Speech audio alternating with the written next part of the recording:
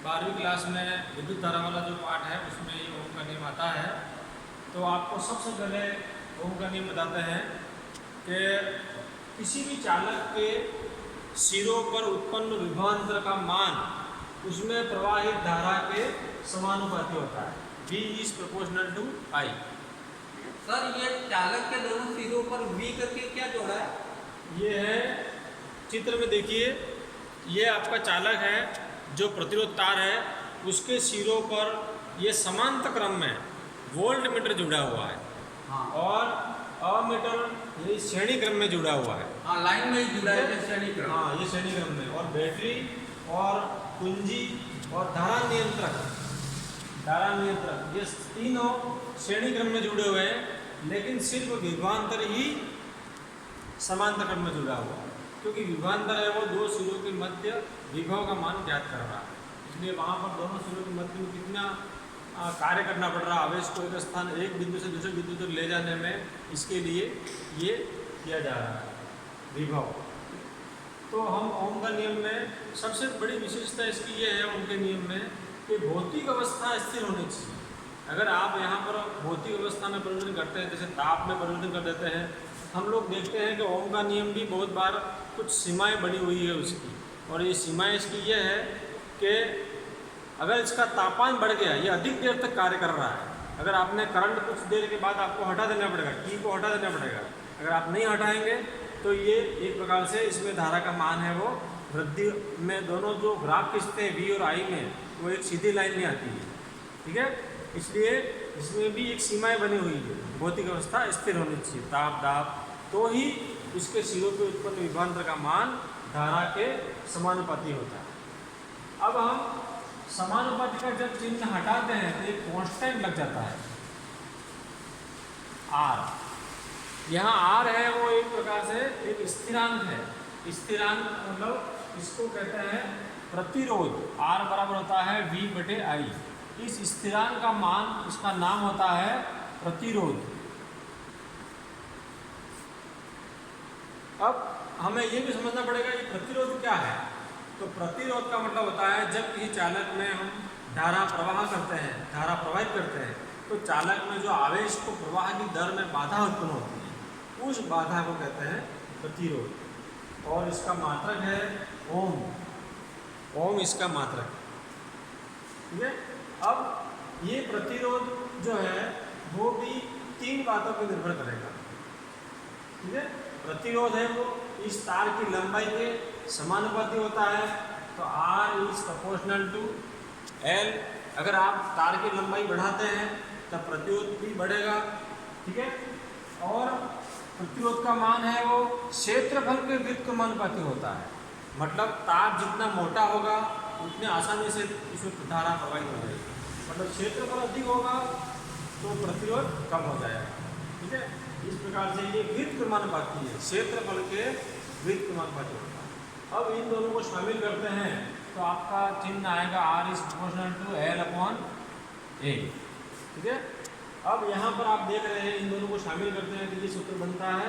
अब इस यहाँ भी समानुपाती का चिन्ह हटा देते हैं तो एक नया चिन्ह आता है और उसको कहते हैं प्रतिरोधकता।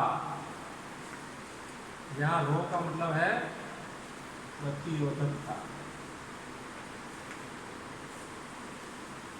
प्रतिरोधकता, तार की जो प्रतिरोधकता है वो उसके पदार्थ के ताप पर निर्भर करती है, पदार्थ की प्रकृति पर निर्भर करती है। ये लंबाई पे और क्षेत्रफल पे निर्भर नहीं करेगी। ठीक है, इसलिए प्रतिरोधकता का मात्रक होता है ओम इंटू मीटर।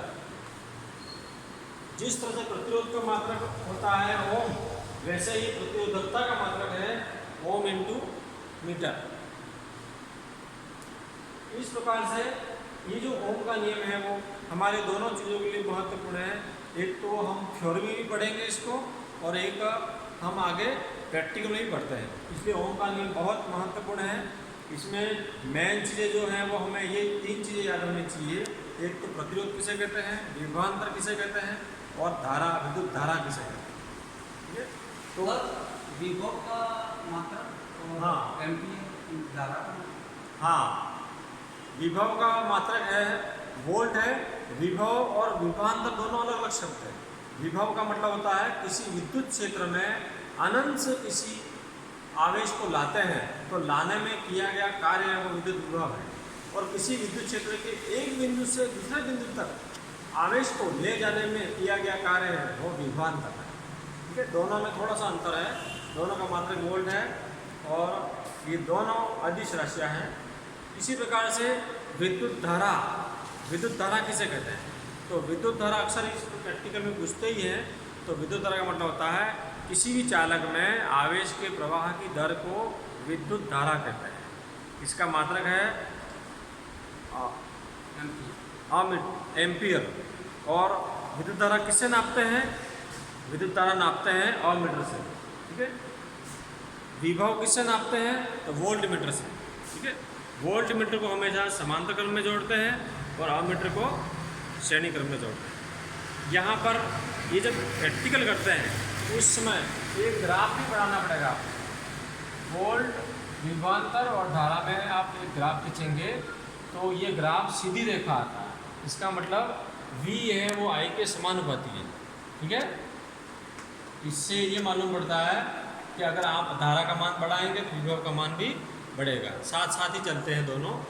और इस प्रकार से ये दोनों, अब चालक जो है वो जितने भी तार हैं वो सब ओम के नियम की पालना करते हैं। लेकिन कुछ तार ऐसे भी होते हैं जो ओम के नियम की पालना नहीं करते हैं, उनको अनओमीय पदार्थ भी कहते हैं।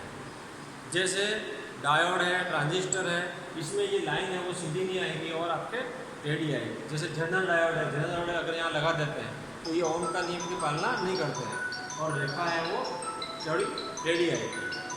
ठीक है, तो अनओमीय पदार्थ कौन से होते हैं? जो ओम के नियम की पालना नहीं करते हैं और जिसमें V और I में ग्राफ है वो सीधा नहीं होता है। ठीक है, तो इस प्रकार से हमने आज क्या सीखा? ओम का नियम किसे कहते हैं और ओम के नियम का एक परिपथ चित्र बनाया। प्रतिरोध किन बातों में निर्भर करता है? तो आपको आज क्या करना है, प्रतिरोध किन बातों पर निर्भर करता है ये लिख के मेरे को भेजना है और ओम का नियम क्या है वो लिख के भेजना है, चित्र बना के मेरे को भेजना है। आज का दिन इतना ही काफ़ी है। थैंक यू, धन्यवाद। बहुत अच्छा समझ में आया।